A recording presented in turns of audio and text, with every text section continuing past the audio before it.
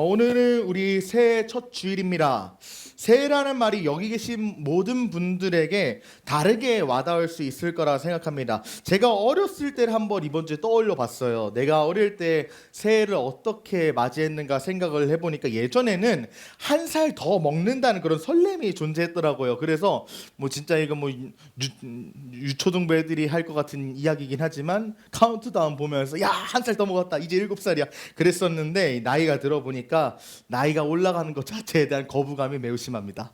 네, 그래서 그런 설렘도 없어졌는데 사실은 나이가 올라가는 것에 대한 거부감도 우리가 새해를 맞이할 때 존재하겠지만 현 시대가 갖고 있는 특성 때문에 새해를 맞이하는 우리의 마음에 더 큰 부담이 다가오는 것 같아요. 왜냐면 우리가 살고 있는 시대는 불확성의 시대이기 때문이죠. 불확실성의 시대입니다. 어느 분야는 뭐 하나 뭐 안정된 거 하나도 없고요. 기술의 발전과 발달이 예전에는 참 설레고 꿈꿀 수 있는 마냥 기분 좋은 일이었는데 요즘은 이러한 기술이 우리의 자리를 대체하지 않을까 하는 두려움도 존재하고 더 나아가서 정말 이 기술 때문에 인류 멸망하는 거 아니야 싶을 정도로 무섭게 발전하고 있기 때문에 그리 막 달가운 일만 같지는 않아요. 그래서 계속 세상이 발전하고 발달하고 있지만 이 새해가 거듭할수록 세상이 달라지고 있지만 그 달라지는 게 우리에게 기분 좋게만은 다가오지 않습니다. 특별히 또 전 세계적으로 정치, 경제, 환경, 사회, 윤리 등 모든 영역에서 지금 균열이 일어나고 지각 변동이 일어나기 때문에 우리가 날마다 예측할 수 없는 일들을 마주하고 있잖아요. 그래서 상당히 불안한 상태에 살고 있다고요. 어제 이제 마두로 대통령이 체포됐다면서요. 저는 상당히 충격이었거든요. 이런 일들이 비일비재하게 전 세계 곳곳에서 일어나니까 우리가 마음을 둘 곳이 없는 거예요. 뉴스만 틀어도 전쟁, 기근, 테러, 각종 재난과 인간성의 상실을 보여주는 사건이 계속적으로 등장하니까 마음이 힘든 거죠. 이처럼 불확실성의 혼란이 계속 가중화되고 일상화되는 시대를 살아가면서 이 새해를 맞이한다는 것은 단순히 달력 넘기는 일뿐만이 아니라 막막함과 두려움을 더해주는 일이기도 한 것 같습니다. 올해는 또 무슨 일이 벌어질까? 나와 내 가족은 괜찮을까? 내 인생 괜찮을까?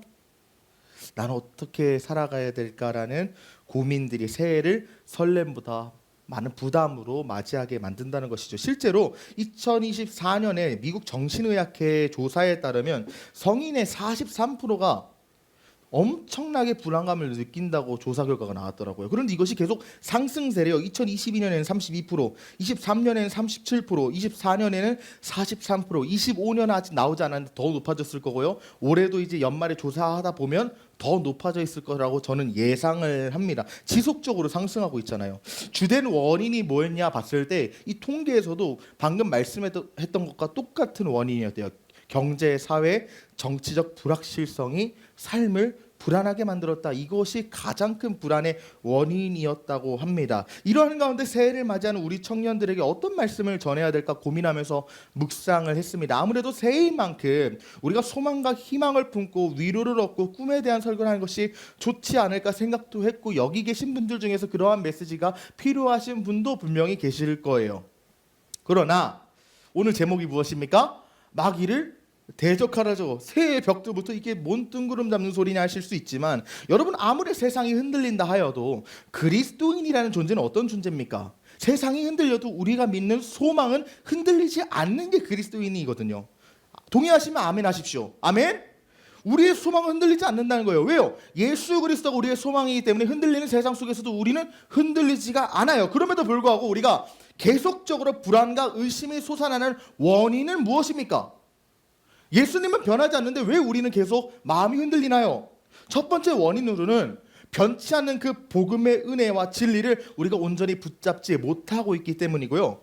둘째로는 복음을 붙잡지 못하니까 마귀가 우리에게 공격을 하는 거예요. 여러분 우리 마음은 어떤 존재냐?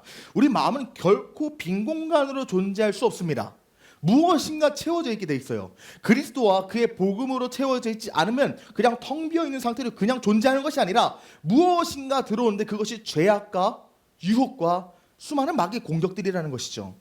그래서 우리가 예수 그리스도의 확실한 복음을 확실히 붙잡고 그 믿음 토대 위에 서서 마귀를 대적하기만 한다면 세상은 2026년이 막막하고 흔들린다 할지라도 기약이 없다 할지라도 우리는 올 한 해를 승리하며 하나님의 뜻 가운데 가장 행복하게 보낼 수 있는 것을 믿으시기 바랍니다. 오늘 말씀을 통해서 우리가 다시 한번 복음 위에 굳건히 서고 우리의 삶의 행복과 평안을 빼앗는 원수 마귀를 대적하고 귀신을 쫓아내는 저와 여러분의 삶이 되기를 주 예수 그리스도로 간절히 축복합니다. 먼저 우리가 첫 번째로 살펴볼 것은 무엇이냐? 마귀를 대적하기 위해서 먼저 우리가 봐야 될 것은 마귀, 사탄 그리고 귀신의 정체가 무엇인지를 알아야 할 것 같아요. 우리가 교회에서 마귀, 사탄, 귀신이라는 이 존재들에 대해서 수도 없이 많이 들었지만 그것들이 어떤 존재이고 어떤 일을 하며 어디서 근원돼서 태어났는지를 자세히 배운 기억은 많지 않은 것 같습니다. 그러나 이것을 아는 것은 매우 중요한 일이에요. 왜냐하면 우리가 사는 이 물질 세계도 물론 중요하지만 이 물질 세계가 돌아가는 원리를 알지 못하면 절대로 이 물질 세계에서 승리하고 성공적인 삶을 살 수 없기 때문입니다.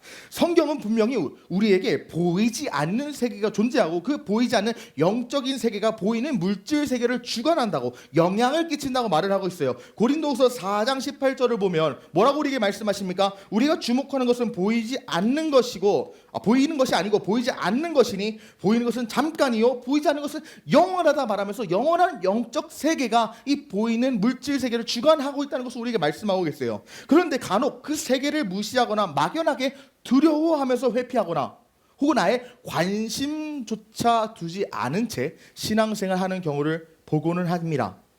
그러나 영적인 세계를 모른다는 것은 말이죠, 결코 중립적인 상태에 머무는 게 아니에요. 영적인 세계를 알지 못하면 우리가 싸움이 없는 평화로운 상태에 있는 것일까요? 싸움이 벌어지고 있는 전장 한가운데 있으면서도 나에게 마귀가 공격을 불화살을 쏘는데도 불구하고 쏘고 있는 것조차 인식을 못하는 것이지, 영적인 세계를 모른다고 해서 영적인 역사가 나의 삶에 없는 것은 아닙니다. 마귀와 귀신을 무섭게 생각하여서 우리가 그것을 인지하지 않는다면 우리가 모르기 때문에 그들이 역사하지 않는 것이 아니라 모르기 때문에 더 크게 역사한다는 거예요.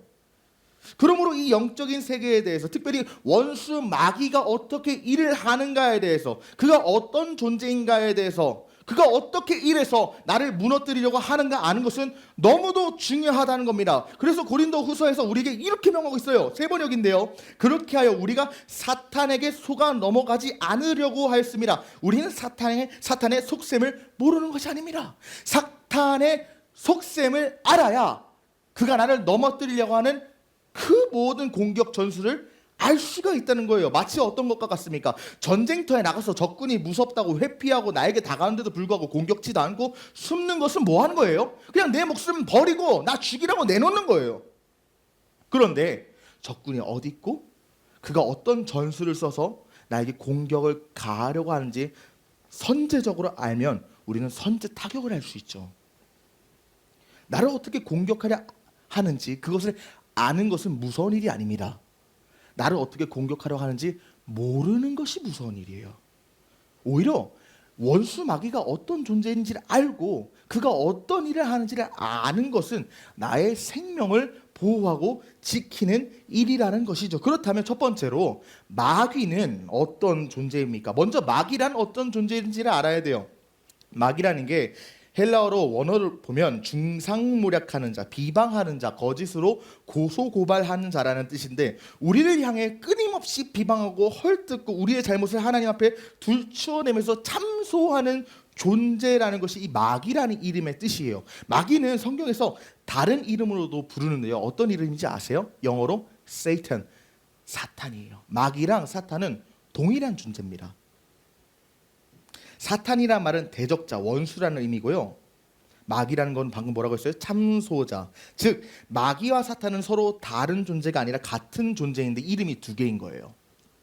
쉽게 말하면 사탄이라는 이름은 우리를 끝까지 대적하는 존재라는 것을 강조한 거고요. 마귀라는 이름은 그 대적자가 사용하는 무기가 거짓과 참소라는 것을 강조한 이름이에요. 그런데 이 마귀 사탄이 어떻게 생겨났는가? 우리 이사야에 나와 있습니다. 너 아침의 아들 계명성이여 어찌 그리 하늘에서 떨어졌으며 너 열국을 엎은 자여 어찌 그리 땅에 찍혔는고 내가 내 마음에 이르기를 내가 하늘에 올라 하나님의 뭇별 위에 내 자리를 높이리라 내가 북극 지폐의 산 위에 앉으리라 가장 높은 구름에 올라가 지극히 높은 이와 같아지리라 하는도다. 그러나 이제 내가 수월 곧 구덩이 맨 밑에 떨어짐을 당하리로다. 원래 마귀는요 하나님을 보호자하고 찬양하던 천사장이었습니다. 그가 교만하여서 하나님과 같이 대려하다가 타락하였고 하나님께서는 이를 아시고 마귀 사탄을 하늘에서 내쫓으셨죠. 이 옛날 목사님들은 이 천사장의 이름에 대해서 보통 루시퍼라고 하잖아요. 그런데 그것은 오해입니다. 왜냐하면 이 12절에 계명성이라는 단어가 히브리어로 헬렐이라는 단어인데 라틴어로 이 헬렐이 뭐냐? 루치페르예요. 루치페르. 새벽별이라는 루치페르가 킹제임스 성경을 번역할 때 이 루치페르를 영어로 번역해서 모닝스타로 새벽별로 바꿔야 되는데 그냥 그대로 영어 발음을 바꿔서 루시퍼로 기록하는 바람에 킹제임스 성경이 전 세계에 퍼졌잖아요. 그러다 보니까 마귀의 이름이 루시퍼라고 고유 명사화가 된 거지 루시퍼라는 이 이름은 사실 원어 성경에 존재하지 않아요. 그래서 마귀 이름은 루시퍼라는 이거 오해이지 사실이 아닙니다. 사실 이 천사장이었던 이 마귀 사탄의 원래 이름은 아무도 몰라요. 그런데 어찌 보면 이건 저는 참 묵상하면서 당연한 일이겠다 싶더라고요. 왜냐하면 성경은 마귀를 설명하기 위해 기록된 책이 아니라 우리를 사랑하시고 구원하시기 위한 하나님의 사랑을 증언하고 기록한 책이기 때문입니다. 성경은 그 사랑을 방해하는 존재로서 사탄과 마귀에 대해서 어느 정도 설명하고 서술을 하고 있지만 마귀 사탄에게 시선을 고정하는 것을 허락하지는 않는다는 거예요. 우리가 마귀의 존재와 그의 일하는 방식 정도를 분별할 정도는 필수적으로 알아야 하지만 그 정체와 지나친 기원에 대해서를 집착할 필요가 없다는 거예요. 왜냐하면 우리의 신앙은 마귀를 아는 데서 시작하는 것이 아니라 예수를 아는 데서 시작하기 때문입니다. 하나님을 아는 데서 신앙이 시작돼요. 그리고 더구나 인간이 여러분 다 아시잖아요. 선한 것이 끌려요? 악한 것이 끌려요? 악한 것이 끌린다고요. 하나님이 구원 역사를 100 중에 99를 기록하고 하나를 마귀를 기록했다고 해도 사람들은요 99에 집중하지 않고요 마귀 1 하나에 그 집중한다고요. 본능적으로 악한 것을 더 좋아하기 때문에 성경이 마귀의 이름과 세부적인 이야기를 더 자세하게 기록해 두었다면 사람들은 하나님보다 그것에 더 많은 관심을 쏟고 그로 인한 왜곡과 혼란이 반드시 있었을 거란 말이죠. 그래서 의도적으로 성경은 마귀에 대해서 설명을 깊게 하지 않는 겁니다. 성경의 주인공은 누구다? 하나님이시기 때문에 예수 그리스도시기 때문에 우리 성령님이시기 때문에 전면에 나온 것은 우리 삼위일체 하나님이지 마귀가 아니에요. 하지만 이것은 마귀를 과소평가해서 적지 않은 것이 아니라 성도의 시선들이 어디에 머물러야 되는지 이것을 알려주기 위함이다. 그래서 결론적으로 마귀는 어떤 존재입니까? 하나님을 찬양하던 천사장이었는데 쫓겨난 타락한 천사장이다. 그렇다면 귀신은 어떤 존재일까요? 성경에는 마귀만 나오는 것이 아니라 마귀 사탄만 나오는 것이 아니라 귀신도 나오잖아요. 귀신은 사람 안에 들어가서 병을 주거나 정신과 마음과 영을 눌리게도 하고 교만과 그리고 분노를 주면서 사람의 생활을 엉키게 만들고 음란하게 하고 성급하게 하고 절제하지 못하게 만들고 무엇보다 하나님 찬양하지 못하게 만들면서 하나님을 모욕하게 만드는 일을 작용하는 게 귀신이에요. 그런데 이 귀신들이 어디서 나타나느냐? 우리 마태복음 25장에 조금 나옵니다. 또 왼편에 있는 자들에게 이르시되 저주를 받은 자들아 나를 떠나 마귀와 그 사자들을 위하여 예비된 영원한 불에 들어가라. 여기서 마귀는 천사장이잖아요. 그런데 그 사자는 뭡니까? 보통 하나님의 사자라고 했을 때 천사잖아요. 여기서 나오는 사자도 천사예요. His angel. 그런데 이건 하나님 천사가 아닙니다. 천사장이라고 하면 천사의 대장이죠. 그렇다면 그 졸개 천사도 있을 거 아닙니까? 대장 천사가 여기 이사야에서 말했던 계명성이고 그 밑에 있는 졸개 부하들 천사가 있었어요. 걔네가 귀신이 된 거예요. 천사장이었던 마귀가 타락했을 때 그의 부하였던 수많은 천사들도 함께 타락해서 악령 즉 귀신이 되었고 그것들이 지금까지 자신의 대장인 마귀의 명령을 받아서 이 세상 곳곳에서 일하고 있는 거예요. 그런 면에서 마귀와 귀신은 오늘날 이 땅에서 여전히 활동하고 있다는 것을 우리가 알아야 합니다. 마귀와 귀신은 지금도 활동하고 있어요. 요즘 시대에 귀신이 어디 있어 하는 사람들 세상에 많이 존재하죠. 그러나 정말로 존재합니다. 정말로 귀신과 마귀는 있어요. 그런데 안타깝게도 그런 말이 세상에서뿐만이 아니라 교회에서도 들리는 것 같아요. 과학이 발전했고 의학과 심리학이 어느 정도 사람의 심리를 설명해 주다 보니까 사람들이 보이지 않는 영적 세계에 대해서, 영적 실제에 대해서 쉽게 부정하고 무시해 버린다는 거죠. 그러나 마귀와 귀신은 분명히 역사하고 있고 일하고 있고 활동하고 있습니다. 베드로전서 5장에서 그래서 성도들에게 뭐라고 말하고 있어요? 깨어라, 근신하라. 너희 대적 마귀가 우는 사자같이 두루 다니며 삼킬 자를 찾는다고 우리에게 말을 하고 있죠.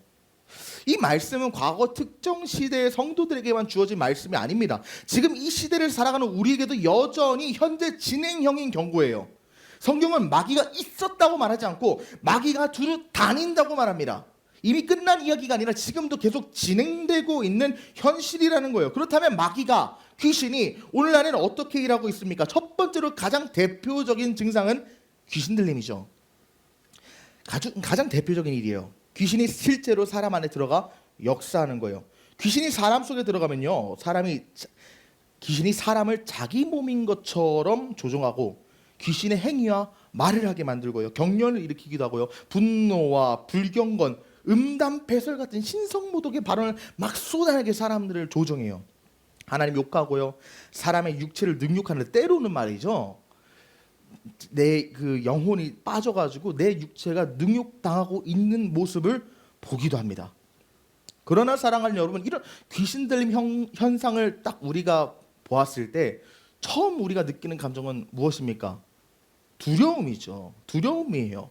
귀신 들린 사람, 귀신 이런 거 봤을 때 우리는 두려움을 느낀다고요. 그러나 우리가 두려워할 필요는 없습니다. 왜냐하면 예수 그리스도를 믿는 자에게는 귀신 들림이라는 현상이 일어날 수가 없기 때문이에요. 왜 그렇습니까? 여러분은 예수님을 나의 주라고 고백하셨죠. 그렇다면 여러분의 몸과 영의 주인은 누구세요? 우리 예수 그리스도란 말이죠. 예수 그리스도께서 내 것이라고 도장을 콱 찍어놓고 내 소유라고 지키고 계신데 감히 마귀 따위가 주님의 소유 안에 들어갈 수 있을까요? 불법이에요. 못 들어가요.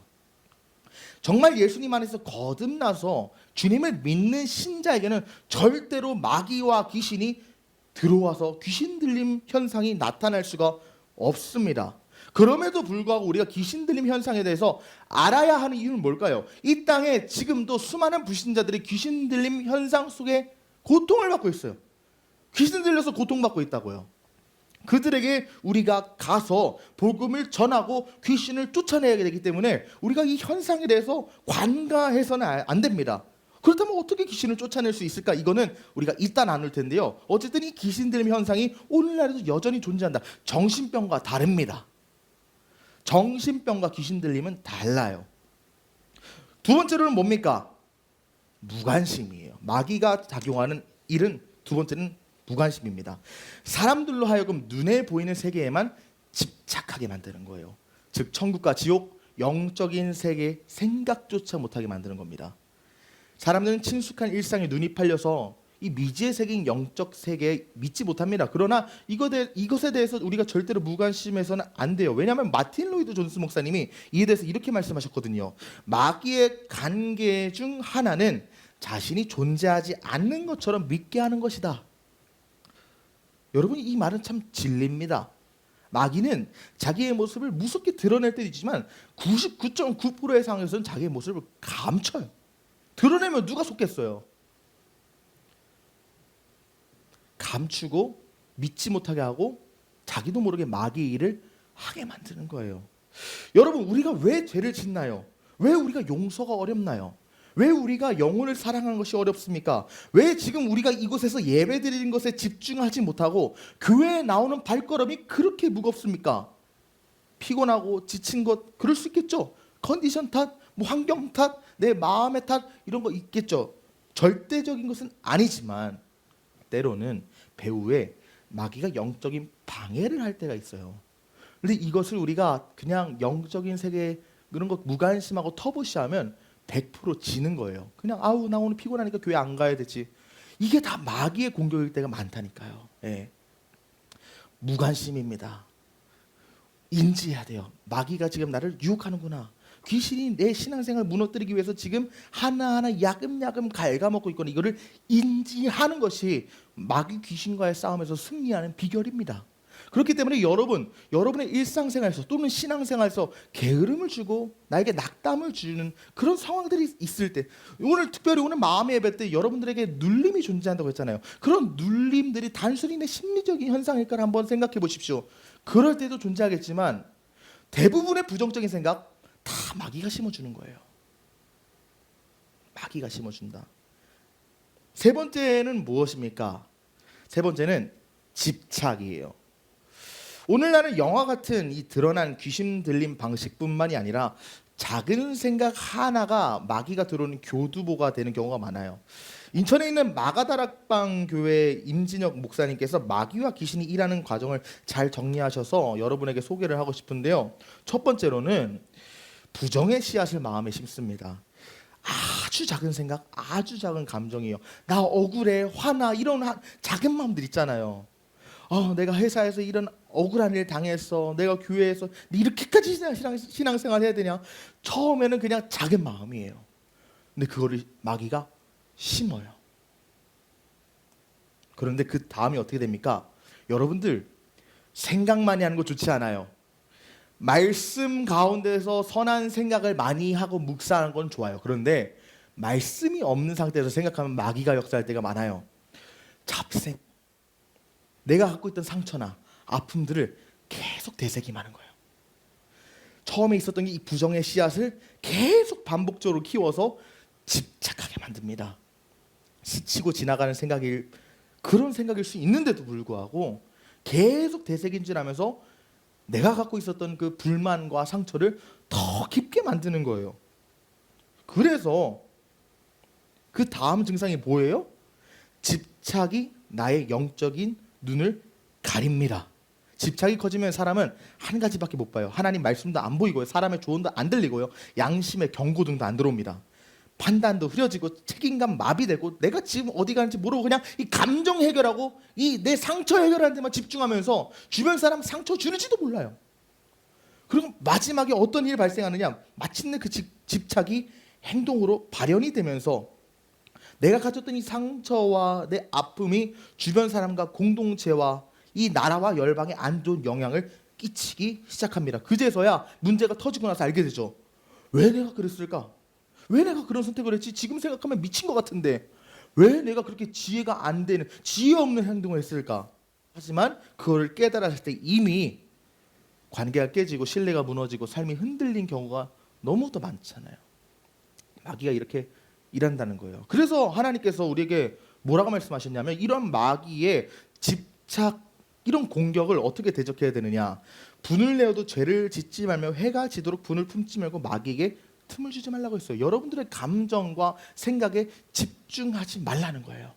여러분들이 억울하고 분내는 일이 물론 생길 수 있죠. 그 감정 갖는 것 자체가 죄가 아니라 그 감정이 하루를 지나지 않게 하라는 거예요. 예수님도 분노하실 만한 상황이면 분노하셨잖아요. 분노 자체가 죄는 아닙니다. 물론 죄악된 분노는 존재하겠지만 그 분노를 질질 끌고 가지 말라는 거예요. 그게 마귀에게 일하는 틈을 만든다. 그러므로 사랑하는 청년 여러분, 우리가 이 말씀 앞에서 점검해야 되는 것은 무엇입니까? 큰 죄도 있겠지만 내가 해결하지 못하는 이런 죄악들도 분명 존재겠지만 여러분들이 갖고 있는 집착을 내려놓는 게 중요해요. 분노와 감정과 상황 그 자체보다 더 위험한 것은 그것을 마음속에 품고 오래 끌고 가는 집착입니다. 오늘 우리 성령께서 각자의 마음을 비추실 때 계속 되새김질하고 있었던 나의 죄악된 생각들은 무엇인가요? 끊어야 한다는 것을 알면서 놓지 못하는 감정 무엇이었습니까? 또 감정뿐만이 아닙니다. 여러분이 집착하는 중독의 증상이 될 수도 있어요. 여러분이 중독되어 있는 것은 무엇입니까? 그러한 틈 하나하나가 사탄 마귀가 나의 삶을 망치는 틈이라는 거예요. 그래서 오늘 이 시간에 우리가 결단해야 되는 것은 무엇이에요? 더 이상 괜찮겠지 하고 그냥 하루를 그냥 보내는 것이 아니라 결단하여서 나의 연약함과 나의 무너짐을 숨기지 말고 빛 대신 예수님 앞에 가져오고 끊어내는 거예요. 그것이 우리가 하는 영적 전쟁입니다. 영적 전쟁이 그냥 마귀랑 칼도벌 싸우는 게 영적 전쟁이 아니라 나의 죄랑 싸우는 거예요. 나의 집착과 싸우는 거예요. 나의 중독과 싸우는 거예요. 이것이 우리에게 주어진 영적 전쟁이라는 거예요. 그렇다면 우리에게 한 가지 질문이 생기죠. 아니 전도사님, 알아요 그 정도는. 내가 마귀 대적해야 되고 내 중독 문제 해결해야 되고 내가 집착하는 감정과 상처들 내려놔야 되는 거 압니다. 그런데 안 돼요. 그리고 나는 마귀랑 싸울 용기가 없어요. 어떻게 내가 마귀랑 싸울 수 있어요? 그건 전도사님이 할 수 있겠지만 난 못합니다. 이런 질문할 수 있을 거예요. 하지만 그렇지 않아요. 어떻게 마귀를 대적할 수 있을까? 오늘 본문을 한번 보면요. 오늘 본문에 예수님께서 70명의 제자를 전도자를 세우시고 이스라엘 각 지역으로 파송하셨는데요. 파송하실 때 주님께서 한 가지 말씀하신 게 있어요. 제자들을 이스라엘 각 온 유대에 보내시면서 말씀하신 게, 얘들아 갈지어다. 내가 너희를 보내는데 말이야. 내가 너희를 보내는 게 마음이 그렇게 편치 않다. 왜 그런지 아니? 내가 너희를 보내는 것이 어린 양을 이리때 늑대 때 가운데 보내는 것 같이 느껴진다. 그런데 한 가지 지켜라. 너 전대나 배낭 신발 가지지 마. 오늘날로 말하면 야 너 짐 꾸리지 마. 아무것도 없이 가. 세상에는 마귀 귀신이 득실거리며 하나님의 일을 하는 우리를 잡아먹으려고 하는 수많은 악한 일들이 벌어지고 있는데, 그래서 주님께서도 세상에 주의 일을 하러 가는 자들이 어린 양이 이리때에 들어가는 것처럼 보인다고 말씀을 하셨는데, 그러면서 전대와 배낭과 신발을 가지지 말라, 쉽게 말하면 아무것도 가져가지 말라. 여러분, 이것이 상식적으로 생각할 때 연약한 우리를 원수마귀 앞으로 보내는 것 같다 말씀하신 이 앞구절과 좀 이어지는 말씀입니까? 문맥이 안 맞는 거예요. 상식적으로 생각을 해보세요. 야, 내가 너희들을 지금 어린 양을 이리때에 보낸 것 같이 막 마음이 힘들어. 근데 야, 그러니까 뭐라도 좀 챙겨. 내가 뭐라도 줄게. 이게 정상적인 반응 아니에요? 뭐 엽총이라 들고 가야죠. 늑대가 있으면. 그런데 예수님 뭐라고 말씀하세요? 아무것도 가져가지 마. 이해가 되지 않아요. 그러나 아무것도 가져가지 말라 하신 주님께서 제자들에게 주신 것이 한 가지 있습니다. 누가복음 오늘 본문이 이제 17절과 19절 보면 70인이 이제 전도를 하고 돌아왔어요. 전도를 하고 돌아와서 예수님께 전도 보고를 하는데 뭐라고 말해요? 이때 예수님께서 주신 것이 하나 있었죠. 70인이 기뻐하며 돌아와 이르되 주여, 뭘 주셨어요? 주의 이름이면 귀신들도 우리에게 항복하더이다. 그래서 예수님께서 뭐라고 말씀하세요?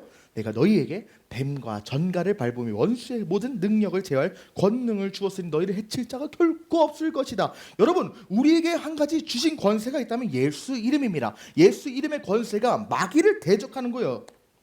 원수 마귀, 이 귀신을 대적하는 유일한 무기, 그렇지만 가장 확실한 무기는 우리 예수 그리스도의 영광스러운 이름입니다. 그 이름만 있으면 아무것도 없을지라도 세상 모든 권세를 합한 것보다 더한 능력이 우리에게 주어져요. 예수 이름이 우리의 권세입니다. 그래서 사도행전에 성전 미문에서 평생 앉아있던 환자에게 베드로와 요한 찾아가서 뭐라고 말해요? 예수님께서 전도자들 전대와 배낭 신발 챙기지 말고 이름만 주셨던 것처럼 이들도 똑같이 말했잖아요. 은과 금은 내게 없거니와 내가 내게 있는 것을 주노니 뭐예요? 나사렛 예수 그리스도의 이름으로 일어나 걸으라 하셨잖아요. 할렐루야. 예수를 이름으로 명하면 우리 아무것도 가진 거 없을지라도, 힘과 능력 없을지라도 마귀는 우리의 명령에 순종할 수밖에 없는 거예요. 예수의 이름으로 명하면 그것이 나의 명이 아니라 예수님이 명령한 것과 동일하게 되기 때문이죠. 그런데 그것이 왜 예수님의 이름으로 우리가 명령할 때 내가 예수님의 이름으로 명령하는 건데 왜 예수님이 명령하시는 것과 동일한 역사가 일어나느냐? 원수마귀가 처음 등장한 곳이 어디입니까? 창세기 에덴 동산에서 선악과 따먹게 거짓으로 유혹하고 속였죠. 그때 하나님께서 뱀을 저주하시면서 이 원수마귀 사탄을 어떻게 심판하실 것이라고 예언한 첫 원시 복음, 원복음이 뭐예요? 내가 너를 여자와 원수가 되게 하고 내 후손도 여자의 후손과 원수가 되게 할 것이다. 여자의 후손 네 머리를 상하게 할 것이요 너는 그 뒷발꿈치 상하게 할 것이다. 이렇게 말씀하셨단 말이에요. 이게 예수님에 대한 첫 번째 예언이거든요. 이 사탄 마귀는 예수님을 해하려고 십자가에 못 박을 거지만 예수님은 죽음을 이기셨기 때문에 아무리 원수 마귀가 공격을 해도 뒤꿈치 상하는 정도의 타박상밖에 안 받습니다. 그러나 예수님께서는 십자가에서 원수 마귀의 머리를 밟아버리고 그의 권세를 꺾어버린다는 거예요. 그런 것이 이 신약에서 어떤 방식으로 성취됐습니까? 이 십자가가 이 성도에게는 어떤 방식으로 성취됐습니까? 로마서 16장에 이 놀라운 진리가 온전히 성취됐어요. 평강의 하나님께서 속히 사단을 너희 발 아래 상하게 하시리라. 창세기에서는 예수님이 마귀의 머리를 상하게 한다고 했는데 로마서에서는 누가 상하게 한다고요? 너희가, 바로 교회가, 성도가, 우리 청년 여러분 한 사람 한 사람이 사탄 마귀의 머리를 밟아 깨부실 것이라고 지금 로마서가 말하고 있는 거예요. 이것이 어떻게 가능한 겁니까? 왜 그래요? 이게 어떻게 가능한 거예요? 그리스도가 십자가에서 나를 위해 죽으셨을 때 주님이 머리 되셨지만 교회는 그의 몸이 됐잖아요. 여러분들이 지금 선포하는 게 여러분의 권위와 여러분의 능력으로 선포하는 게 아니라 여러분은 예수님의 지체라고요. 예수님의 몸이 여러분이라면 여러분이 명령하는 것은 예수님이 명령하는 거예요. 머리 대신 예수님께서 여러분을 통해서 마귀에 명하시는 게 되는 거기 때문에 예수님께서 머리를 밟을 것이라는 예언이 우리 교회를 통해서 성취되는 거예요. 여러분 한 사람 한 사람에게 예수 이름으로 귀신과 마귀를 쫓아낼 권세가 부여됐다는 겁니다. 예전에 제가 찬양 집회를 연 적이 있었는데 아까 우리 마음의 예배 때 나눴던 이야기인데요. 그 집회가 끝난 날 밤에 귀신이 갑자기 저에게 나타나서 계속 공격을 하는 거예요. 새벽에 나타나 내 목을 막 조르고 숨 못 쉬게 하고 하나님 네 사랑하지 않는다 실제로 귀에 말하기도 하고 자고 있는데 제 발을 잡아가지고 끌어당기기도 하고 막 정신이 없었어요. 6개월 동안. 그때 정신을 잃고 한 가지 환상을 제가 태어나서 처음으로 환상을 본 게 있었는데 귀신이 제 발을 끌고 이제 이렇게 잡아당겼어요. 그때 정신이 일어났는데 그때 제가 본 환상이 뭐였냐면 저랑 마귀가 싸우고 있는데 제가 계속 예수 이름으로 떠나가려고 말을 하려고 하는데 못하게 마귀가 입을 막고 있는 거예요. 여러분 마귀가 더 잘 알고 있다니까요.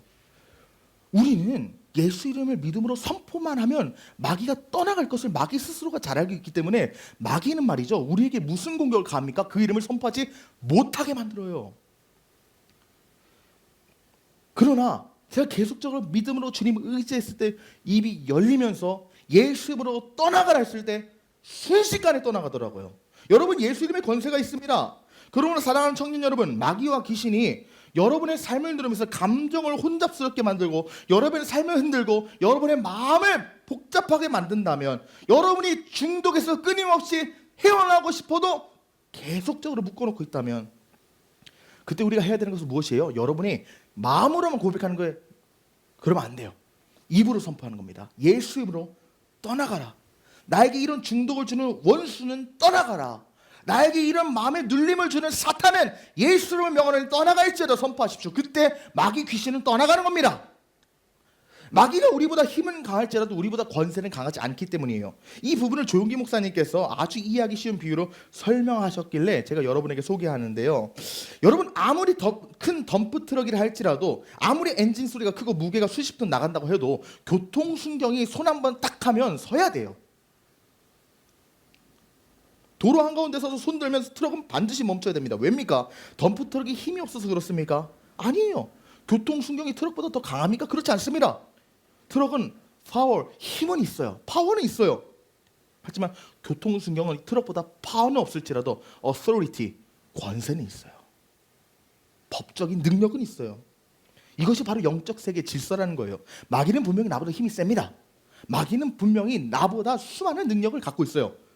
사람을 속이고 흔들고 집착하게 만드는 힘이 분명 존재합니다. 그러나 우리가 가진 예수 그리스도의 권세 앞에 예수 그리스도의 어스로리티 앞에 마귀의 파워는 무력화된다는 거예요.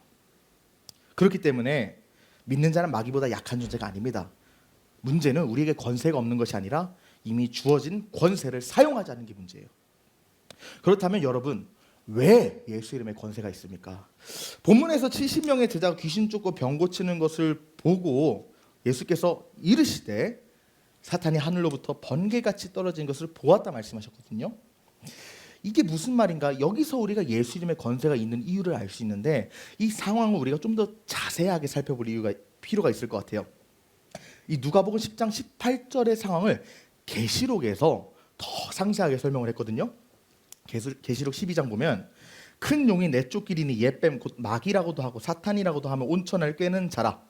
그가 땅으로 내쫓기니 그의 사자들도 그와 함께 내쫓기니라. 내가 또 들으니 하늘에 큰 음성이 있어 이르되 이제 우리 하나님의 구원과 능력과 나라와 또 그의 그리스도의 권세가 나타났으니 우리 형제들을 참소하는 사람 누구예요? 마귀가 우리 하나님 앞에서 쫓겨났다. 우리 하나님 앞에서 밤낮 찬송하던 마귀가 쫓겨났다는 거예요. 아까 마귀의 정체 설명하면서 밤낮 우리의 죄를 하나님께 고자질한다고 했잖아요. 그런데 이 고자질하던 참소자 마귀가 쫓겨났습니다. 왜 쫓겨났습니까? 우리 로마서 8장에 그 해답이 나와요. 그러므로 이제 그리스도 예수 안에 있는 자들에게 결코 정죄함이 없나니 이는 그리스도 예수 안에 있는 생명의 성령의 법이 죄와 사망의 법에서 너를 해방하였습니다. 여러분, 이 놀라운 진리가 우리에게 존재하는 것입니다. 내가 예수 믿기 전에는, 그리스도가 나를 위해 죽으시기 전에는 하나님 앞에 참소할 죄악들이 너무나 많았어요. 하나님 앞에 떳떳하게 드러날 근거가 하나도 없었고 오히려 저주받을 이유밖에 없었어요. 그런데 마귀가 이 내 죄악들을 다 들고 하나님 앞에 보좌 앞에 나가는데, 마귀가 지금 우리의 모든 연약함을 다 들고 나가는데 정작 하나님 보좌 앞에 나가니까 죄를 기록했던 그 책에 빨간 피가 덮여 있는 거예요. 우리의 연약함과 우리의 저주와 우리의 죄악을 예수 그리스도가 십자가에서 다 해결하셨기 때문에 참소자인 마귀가 참소할 것을 잃어버려서 하나님 앞에 떠나간 것입니다. 쫓겨난 거예요. 그렇기 때문에 나의 죄악을 대속하시고 나를 구원하신 예수 그리스도의 이름이 나를 정죄함에서 해방시키시고 나를 죄악 가운데서 구원하시고 그 구원의 이름이 마귀 앞에 나를 당당하게 설 수 있는 근거를 주는 것입니다. 그렇기 때문에 여러분에게 권면합니다. 요즘 CCM 보면 위로하는 차량 많아요. 그 모든 것을 부정하는 것은 아니지만 여러분이 정말 회복되고 정말 위로받기 원하세요? 정말 마귀 쫓기 원하세요? 싸워 이기길 원하십니까? 위로하는 CCM 듣는 거 좋습니다. 하지만 정말 그것을 원한다면 보혈 찬양 부르세요. 보혈 찬송 부르세요. 나를 구속하신 그리스도 보혈의 권세를 내가 인정하고 높이며 영광을 돌릴 때만이 나를 정죄하고 죄책을 심어주는 마귀를 대적할 수 있습니다. 그래서 계시록 12장에서 제가 본문 표기하지는 않지만 뭐라고 나옵니까? 어린 양의 피와 그의 말씀이 마귀를 내쫓는다고 계시록 12장에서 나오고 있어요. 어린 양의 피만이 마귀 앞에서 우리를 승리하게 만든다는 거예요. 어린 양의 피를 의지하십시오. 날마다 보혈을 의지하고 주의 이름을 나아가 명령하면 원수는 우리에게 정죄할 것이 없어서 떠나갈 수밖에 없습니다. 그러나 여러분에게 한 가지 더 증언합니다. 아유 전도사님, 그래도 그 특별한 은사 받고 능력 있는 사람이라 귀신 쫓는 거 아닙니까? 그렇지 않습니다. 마귀를 대적하고 귀신 쫓는 것 특별한 은사가 아니에요.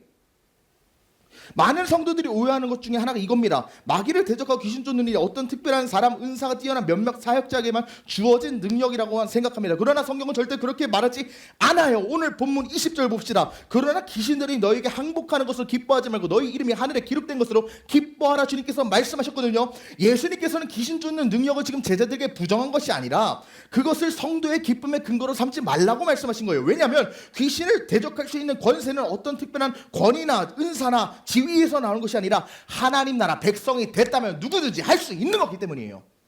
내가 하나님 나라 백성이라면 하나님이 나의 주님이 되시고 내가 하나님의 소유가 됐기 때문에 하나님께서 소유권 행사를 하실 수 있는 거거든요. 여러분이 하나님의 백성이라면 믿음으로 내쫓을 수 있다는 겁니다.